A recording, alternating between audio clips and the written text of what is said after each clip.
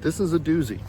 I am in Cleveland, Ohio, in front of the grave, I guess we'll call it. It's not. It's called the Garfield Memorial, the grave of our 20th president, James A. Garfield. He was president in 1881, and in 1881 only. He was elected in the election of 1880, inaugurated in 1881, and died in 1881 as the result of an assassin's bullet.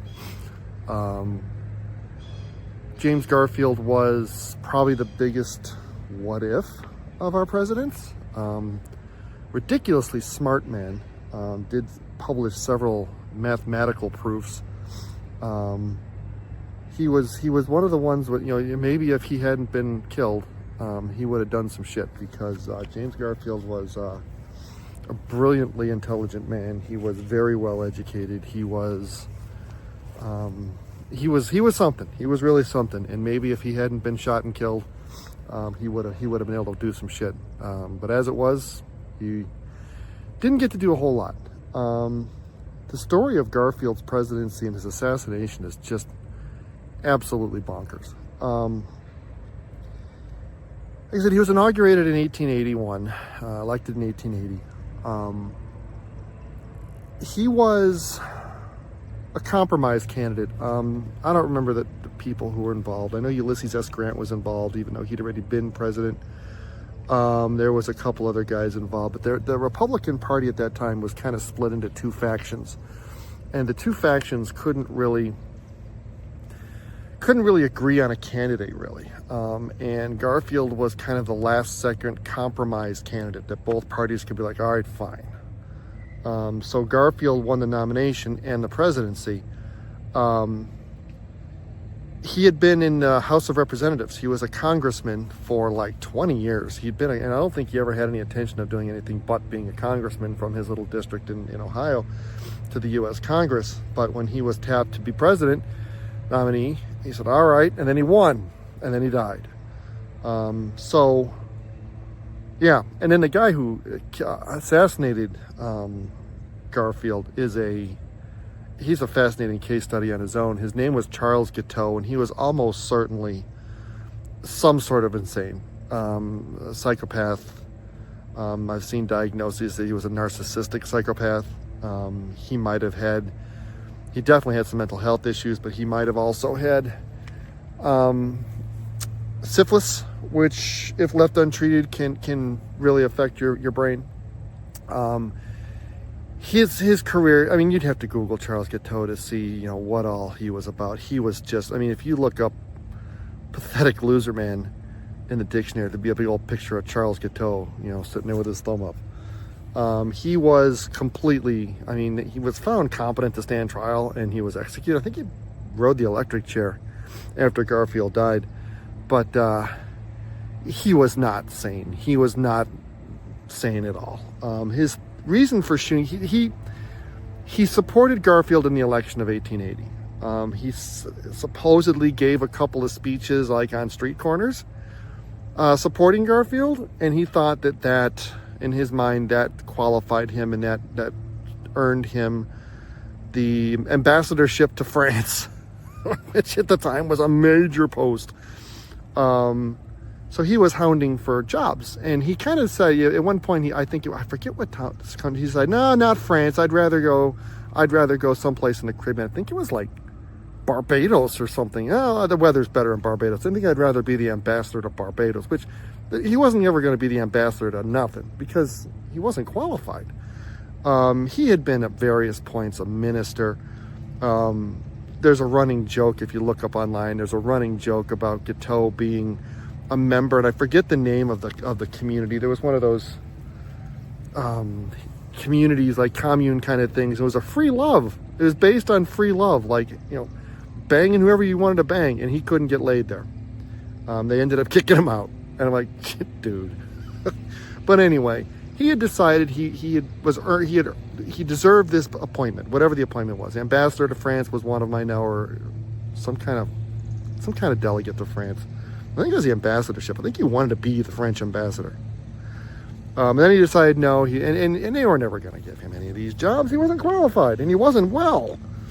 And then, so then he decided that, and I think there was some of the opposition newspapers wrote some articles saying Garfield's going to restart the Civil War, and he's going to be the death of the country. And this guy bought in. He was, not well in the head. He was easily led, easily duped, and he decided if he killed Garfield, Arthur would take over. He would be a national hero for saving the country, and that Arthur would have to pardon him, which is what he thought was going to happen. Obviously, that didn't happen. He shot Garfield, and actually Garfield probably would have survived the actual bullets. But doctors in 1881 didn't really understand about sanitation and maybe washing your hands before you stuck your finger in the bullet hole.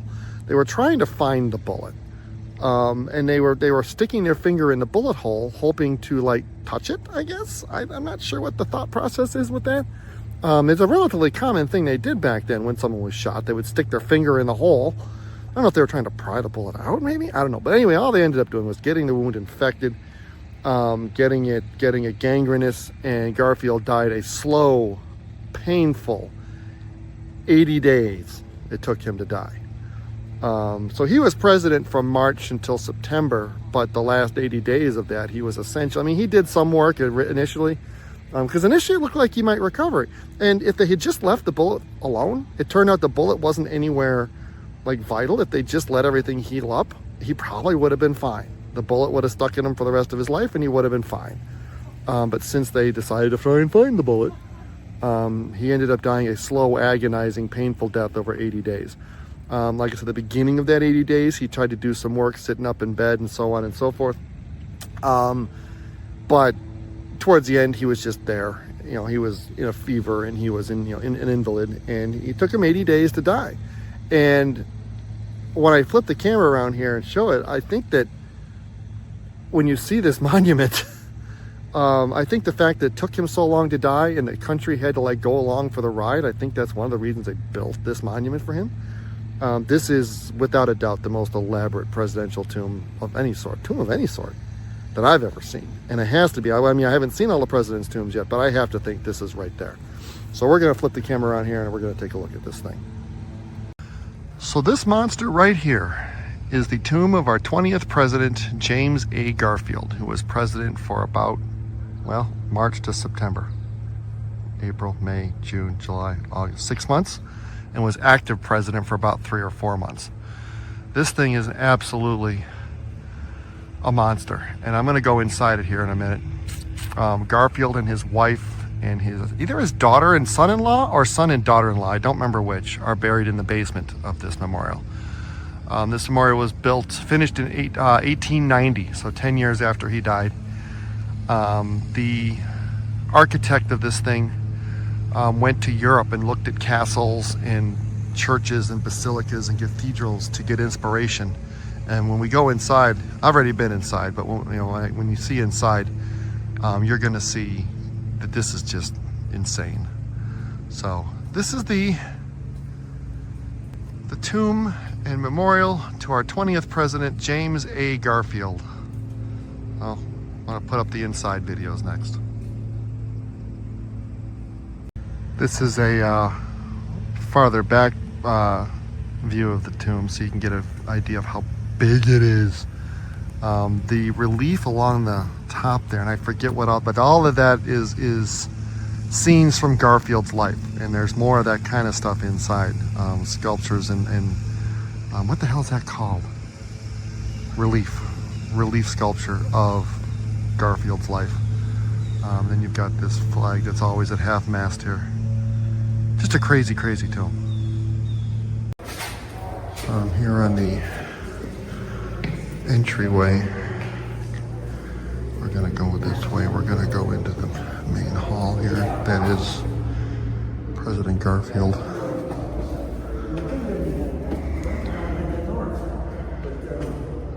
This is by far the most elaborate. Good morning. Oh, we have. Yes, we have. So each of these alcoves is one of the 13 original colonies, and then Ohio. And the fact that the lady is holding Ohio, or holding a log cabin in her hand, represents the fact that Garfield was born in a log cabin. He was actually the last president to be born in a log cabin.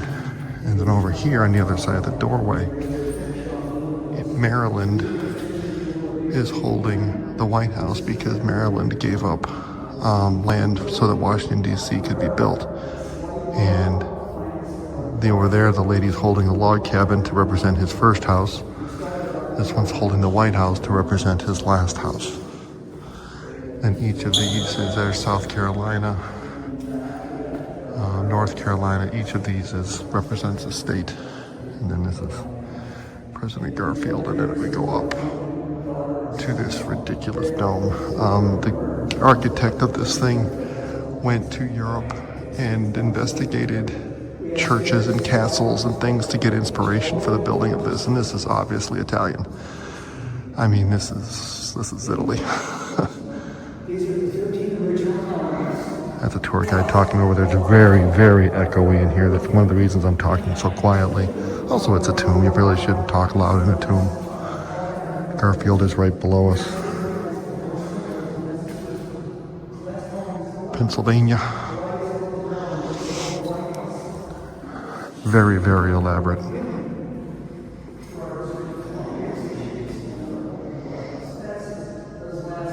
So, there are 64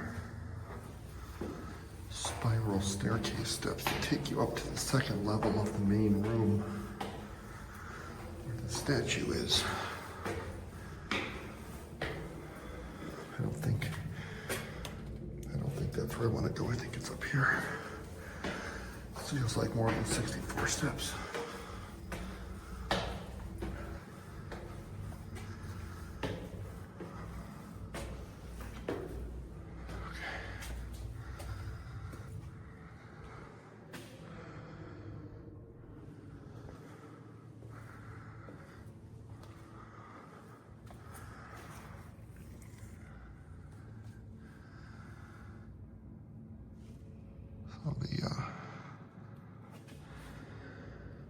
All of these mosaics and stuff along the wall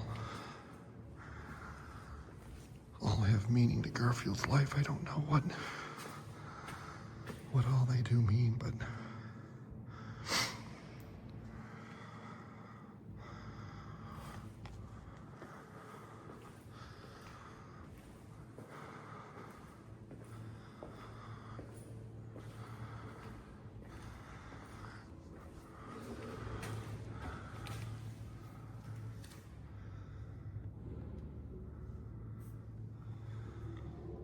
so I continued up the stairs and I am out on the deck. This is really one of the most impressive, probably the most impressive presidential grave I've ever seen. This is absolutely crazy how elaborate this is.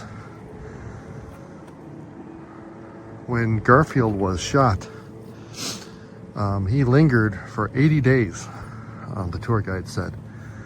And yes, there was a tour guide. He lingered for 80 days. And so, you know, when a president's assassinated, Kennedy, Lincoln, McKinley, bang, bang, done. You know, you mourn a little bit, you move on. Garfield took him 80 days to die. So it was, you know, almost 3 months of the country just, you know, getting news and updates every day. And, you know, the news, it started out, you know, it looks like he might be okay, and then it went down and he recovered a little bit. It was kind of an emotional roller coaster, and it sounds like emotions were pretty high when Garfield finally did die, which is one of the reasons that so much time and energy and money was put into making this memorial to him. I mean, that's how tall it is. I am this high above the ground, and there's still that much memorial above me. I see some gargoyles up there. So this is more elaborate than any I imagine this has to be the most elaborate presidential tomb. I haven't seen them all yet, but I have to think this one is easily the biggest and most elaborate. So this is the crypt of our 20th president, James Garfield. Obviously he is the casket on the left. That is his wife on the right, and the two urns behind him are his daughter and his son-in-law, or son and daughter-in-law, I'm not sure which.